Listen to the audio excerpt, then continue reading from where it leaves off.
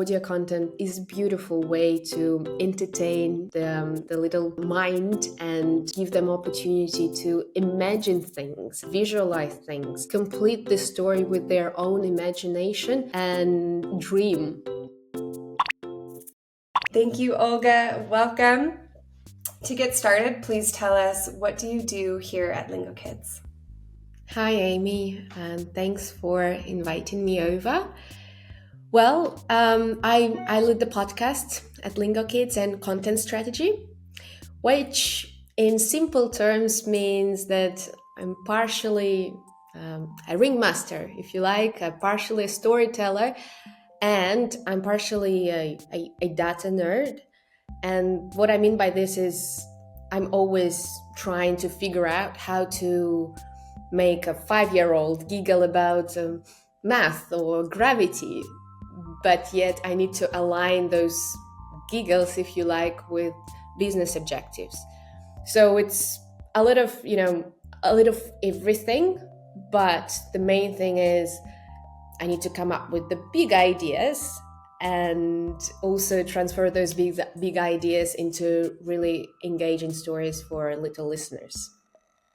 Great.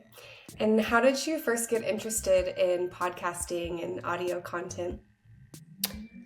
Oh, well, it started back in 2014. So I would say I am a pioneer of podcasting when not many people were aware of podcasts. I was working in a radio in Australia, and we started experimenting with podcasts because it became obvious that radio needed to evolve into something. And that's how I got interested. But before that, I became really passionate about audio content in general. And I should thank my teachers who explained to me the beauty of audio storytelling, the beauty of editing and creating a proper visualizing audio stories. So if you like, with the tools that we could use. And so back from 2014 to 2025, obviously the world of podcast has evolved a lot.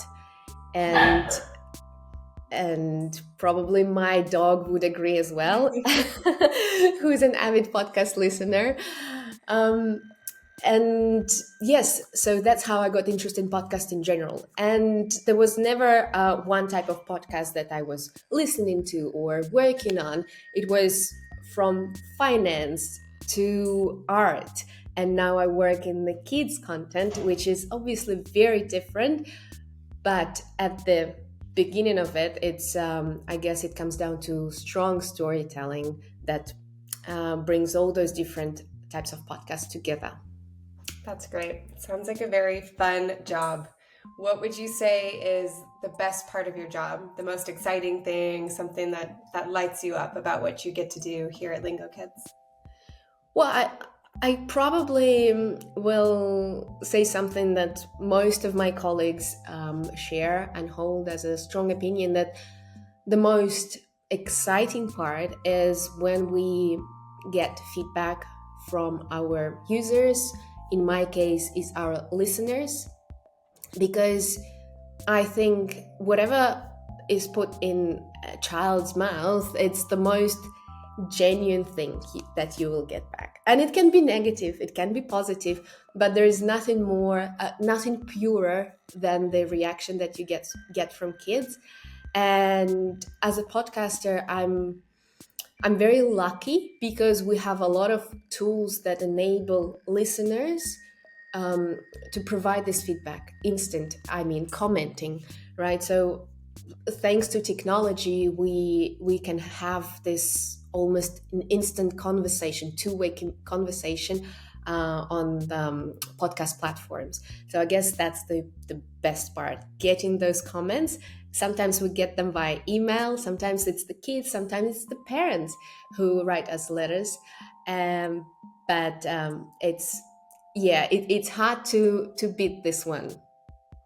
Yeah, I feel like the podcast actually, of all our different platforms, gets the most engagement and kids sharing pictures and talking about what they learned. So it is really nice to see the kids who love the podcasts. And that leads us into my next question. You know, when you think of podcasts, at least from my perspective, it feels like that's something that's more for adults. How can kids, can kids actually listen to something for a long period of time and stay engaged? Well, that's absolutely true that podcast for kids, it's in a way it is a novelty and it isn't, right? So for a long time, kids podcasting was considered as a very niche thing, but in the last, I would say, 5 years, it's been evolving so much globally that at the moment we have so many kids shows that it can be even overwhelming to choose one. And I definitely think that it's not for adults. It's a content that's suitable for early age. I don't know, Amy, if you would have memories like this when you were a kid, but when I was growing up, I was like 3, 4, 5. I have a very strong memory of listening to vinyls. My mom would have put some stories, some fairy tales, or maybe books that were otherwise available in paper. She would play them on a record player, and I can visualize myself playing in the room with kind of Lego constructor games and listening to those stories. So it's not a new concept to expose children to audio content only, and I think we just have new tools to do that, and there is more choice and it's more accessible and available to anyone. That's great.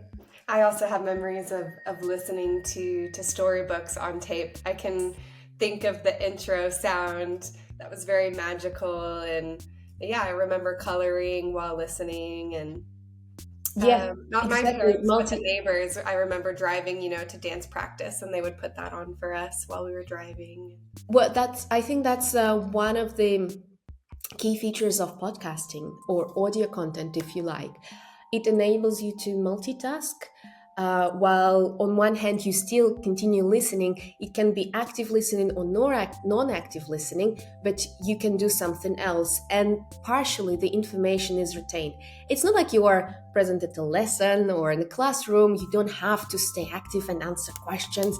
No, there is no pressure of this, but yet it's entertaining.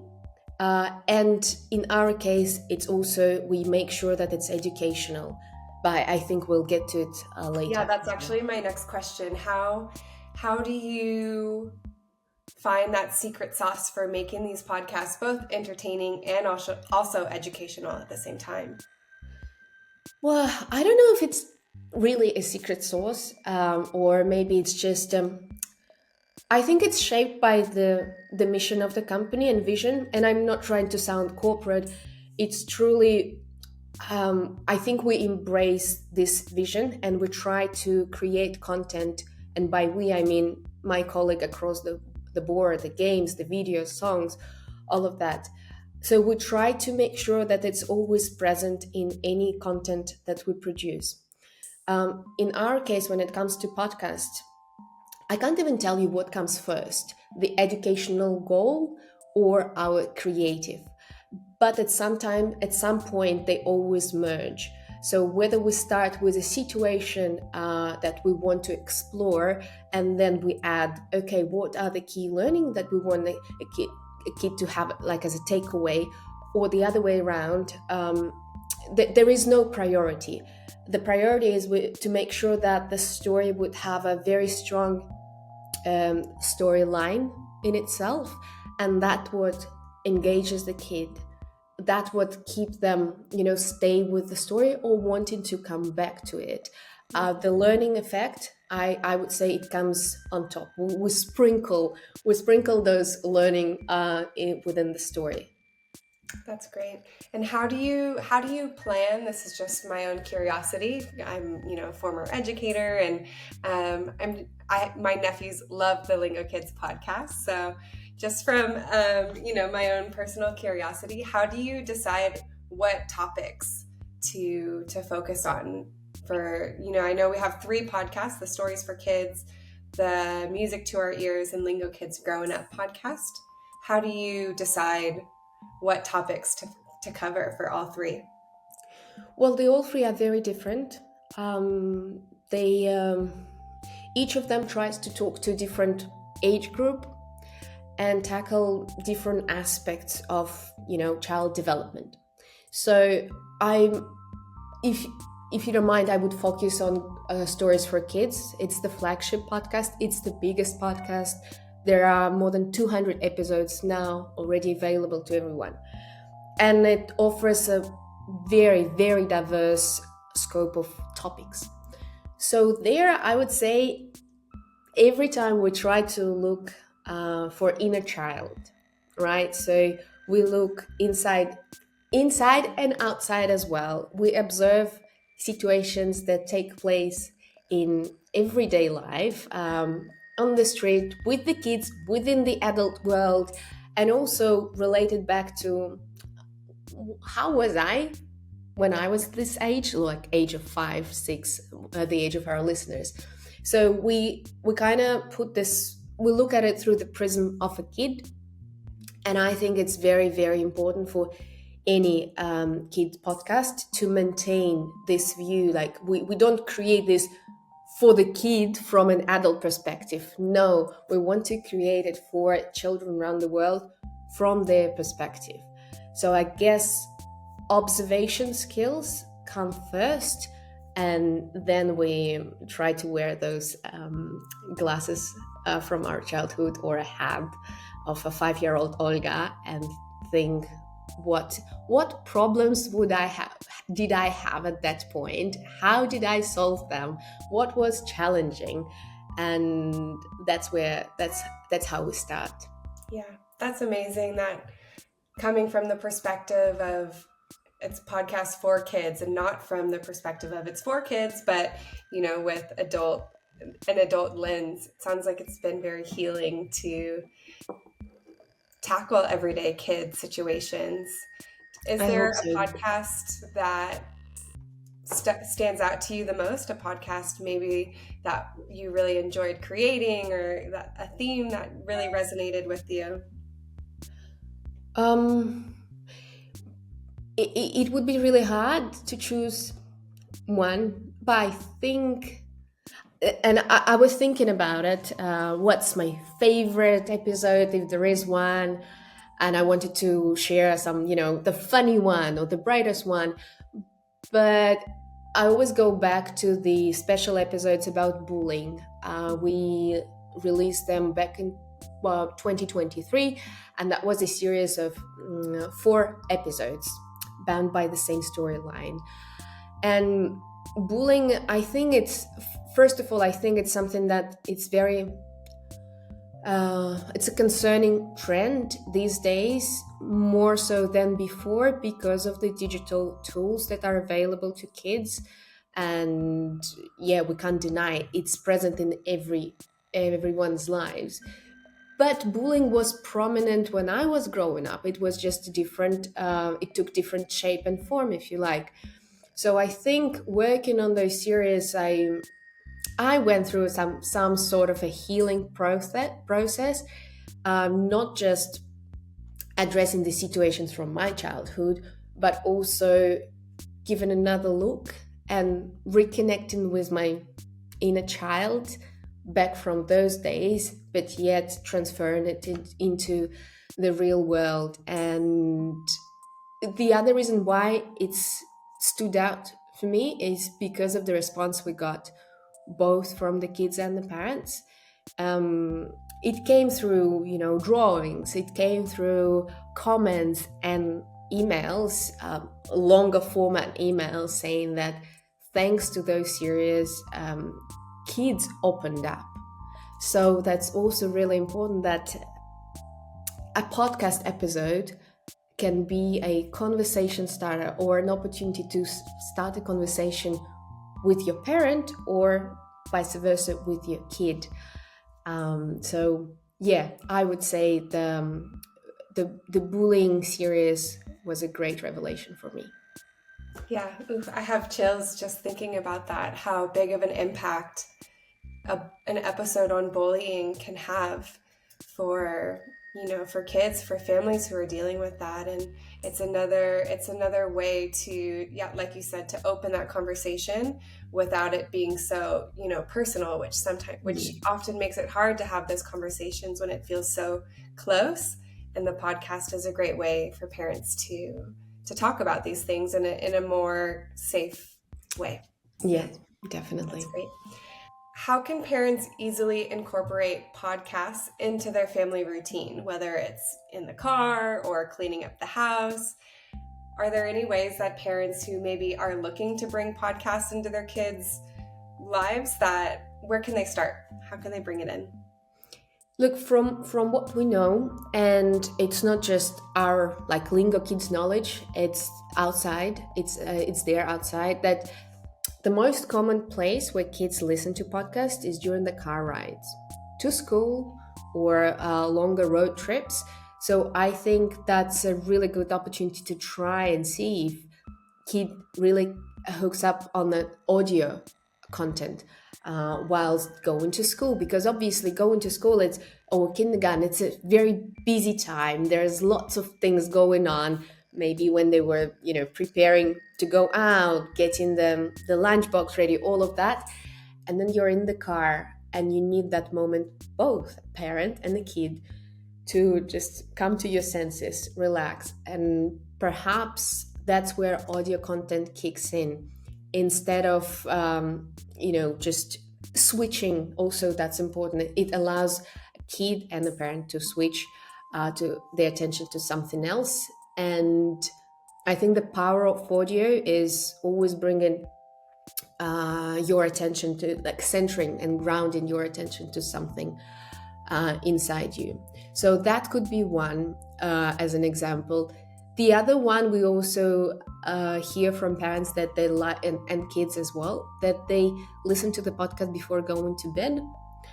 I think that's very, it depends on case by case, because the content can get kids very excited. So it depends on the episode, whether it's more calming or more of a, okay, here I have hundreds of questions after listening to this episode. So then you're not going to thank us for suggested listening before going to bed. But those two setups are the most frequent one that come up when we hear where kids listen to the podcast. That's great. Thank you so much. All right, Olga, we are going to move into the rapid fire round. So, no overthinking. I'm just going to ask you a few questions and you tell me the first thing that comes to mind. All right? Go for it. Okay. Favorite Lingokids character? Elliot, always Elliot. Favorite Lingokids game? Wall breaker, the wall breaker. Favorite Lingokids song? ABC, probably. What was your favorite subject as a kid? Literature and Spanish. What did you want to be when you grew up? An actress. What is the best part of your job? Brainstorming sessions. What's the hardest part of your job? Brainstorming sessions. Yes, the best and the hardest. And Olga, just to close it out, is there anything else maybe that we haven't touched on that you want parents to know about podcasts for kids or about the work that you're doing here at Lingokids? If you haven't given it a try yet, I definitely recommend. Even if you think, oh, my child only wants to watch things or not interested in audio content, I would always give it a try. And there are so many podcasts out there. I understand it can be hard to choose one, but the way I would recommend approaching this is check a few, check 5 dozens. And it doesn't mean that you have to listen to them from A to Z. Just start listening to it first 1-2 minutes. Does it get you? Do you like it? Because remember what I mentioned before, podcasts for kids, it's always a co-listening experience, meaning that you most likely in 90% you will be present while your kid is listening to the podcast.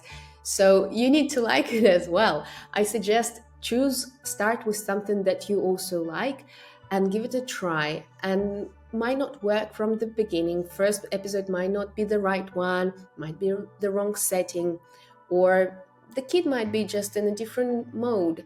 So don't give up if the first one doesn't work. But yeah, I think audio content is a beautiful way to entertain the little mind and give them opportunity to imagine things, visualize things, complete the story with their own imagination, and yeah, just dream. Well said. Great. Thank you so much, Olga, for being here. Really appreciate it. Thanks, Amy. Anytime.